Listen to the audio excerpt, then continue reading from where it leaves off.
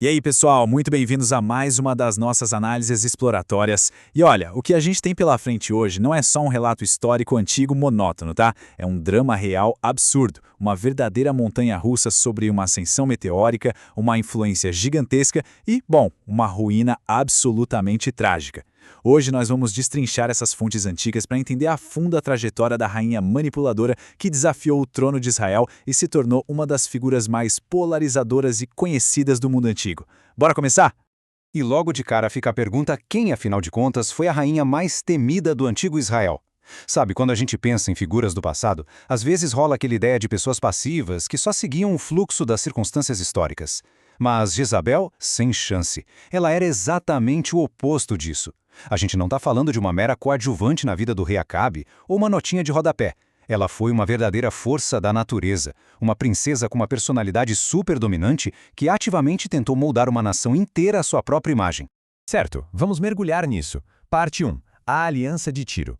Dá para entender muito bem o contexto inicial olhando para essa comparação aqui. Tudo começou com uma jogada política e diplomática daquelas. O reino de Israel, comandado pelo rei Omri, queria estabilidade e expansão, né? Então ele costurou um acordo gigante. Casou o filho dele, o rei Acabe, com a princesa Jezabel, que era filha do rei da próspera cidade de Tiro. Mas, gente, isso foi praticamente misturar água e óleo. De um lado, a gente tem Israel, com uma tradição tribal enorme e o culto exclusivo a Deus, a Yahvé. Do outro lado, o reino de Tiro, uma potência comercial podre de rica, super absolutista e totalmente entregue ao politeísmo, adorando deuses como Baal e Aserá. Foi um choque frontal de realidades. Isso nos leva direto para a nossa parte 2, a ascensão do paganismo. Porque assim, Jezabel não chegou lá de mansinho para se adaptar à cultura local, não. O plano dela era ativamente oficializar e substituir o culto a Deus pelo paganismo da terra natal dela. E o rei Acabe simplesmente cedeu à influência dela. Eles começaram a construir santuários para Baal e a rainha passou a perseguir com força os profetas locais. Para ter uma noção do tamanho absurdo dessa operação de Estado, olha esse número aqui. As fontes apontam que o Tesouro Público passou a bancar nada menos que 450 profetas de Baal, além de outros 400 de Aserá. É muita gente. Uma máquina clerical gigante operando para mudar completamente a identidade religiosa e política do reino. O que tensionou as coisas, claro? Parte 3. O embate com Elias.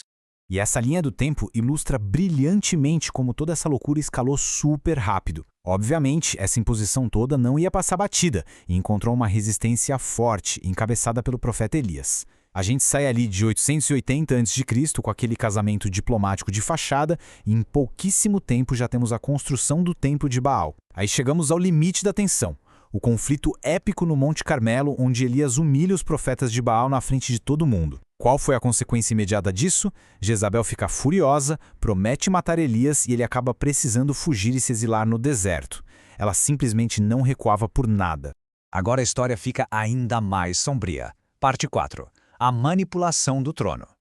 Vamos ver como essa trama de poder se desenrola na prática com o caso da vinha de Nabote, que é considerado o grande ponto de não retorno moral do reinado dela. Nabote era um cidadão comum que se recusou a vender seu terreno para o rei. O que a rainha faz? Ela toma as rédeas com uma estratégia fria e assustadora. Dá uma olhada nesses passos. Primeiro, ela usurpa o poder do marido e falsifica cartas usando o selo real. Segundo, orquestra um julgamento falso de fachada, subornando testemunhas para acusarem Nabote de blasfêmia. E o terceiro, o desfecho trágico. Nabote é executado, deixando o caminho livre para a coroa confiscar as terras. Um desrespeito frontal às leis, manipulando o trono de um jeito terrível. Então, o ponto crucial é o que vem a seguir. Quando a poeira baixa sobre o que fizeram com Nabote, Elias reaparece trazendo uma sentença pesadíssima para a dinastia de Acabe e muito especificamente para a rainha. Ele solta essa profecia aqui: os cães devorarão Jezabel junto ao muro de Jezrael. Sente o peso disso. É de arrepiar. O destino dela foi traçado ali mesmo. E a partir desse momento, um clima de desastre iminente passou a pairar sobre o palácio inteiro.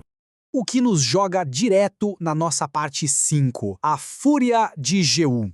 Anos se passam, Acabe morre, mas a influência de Jezabel continua lá. A insatisfação atinge o limite, e o capitão do exército, Jeú, é ungido rei em segredo para varrer a família real do mapa e cumprir o julgamento divino. Agora, o que é super interessante de observar aqui nessa tela são os dados arqueológicos recentes. Evidências como a inscrição de Tel Dan mostram que essa revolta teve bases geopolíticas enormes. Não foi só zelo religioso, tá? Há indícios fortes de que Jeú teve o apoio de Hazael, o rei de Damasco. E ao quebrar aquela antiga aliança com a Fenícia, Jeú acabou virando um vassalo arameu. Isso prova como os jogos de poder no Antigo Oriente Médio eram incrivelmente complexos. E, finalmente, o clímax. Parte 6. O fim de Jezabel. Imagina só a cena em Jezrael. É literalmente coisa de cinema. Jeú acabou de executar o rei Jorão e está cavalgando feito um louco em direção à fortaleza. O acerto de contas chegou.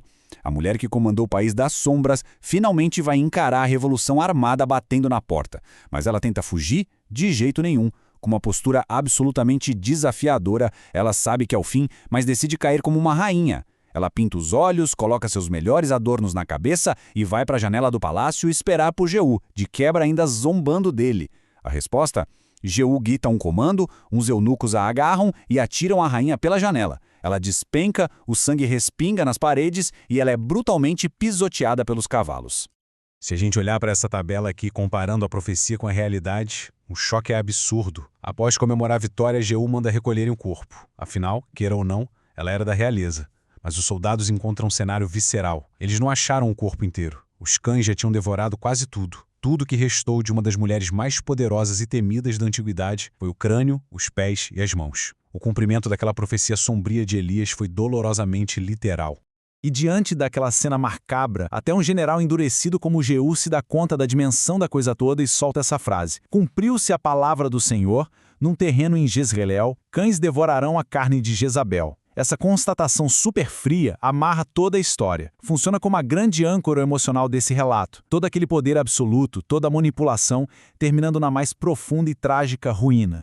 O que nos deixa com essa pergunta provocativa para fechar a nossa análise? Como é possível que uma união diplomática, que tinha tudo para ser um pilar estratégico de prosperidade, se transforme no maior símbolo histórico de corrupção e queda trágica? Esse mergulho na trajetória de Jezabel mostra exatamente o peso devastador de quando ambições desmedidas tentam dominar e substituir as tradições e o coração de um povo à força. É um aviso muito atemporal sobre as consequências do poder sem limites. Fascinante, não é? Fica aqui o convite para a gente continuar explorando juntos esses grandes ecos e mistérios da história antiga. Um abraço e até a próxima.